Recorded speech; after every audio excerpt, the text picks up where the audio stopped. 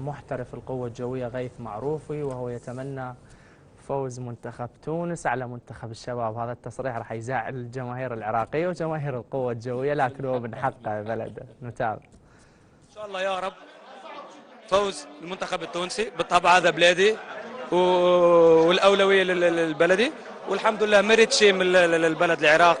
كان الاشياء الحلوه، الناس الطيبه، الحمد لله. حظ اوفر للفريقين، وان شاء الله الفوز التونسي يا رب. توقعك للنتيجه؟ 2-0 ان شاء الله المنتخب التونسي ان شاء الله يا رب.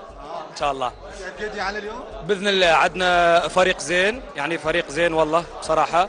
ان شاء الله يشرفونا اليوم، يشرفوا 13 مليون وراهم، وان شاء الله 3 نقاط اليوم تخلينا نترشحوا ان شاء الله للدور اللي بعده ان شاء الله.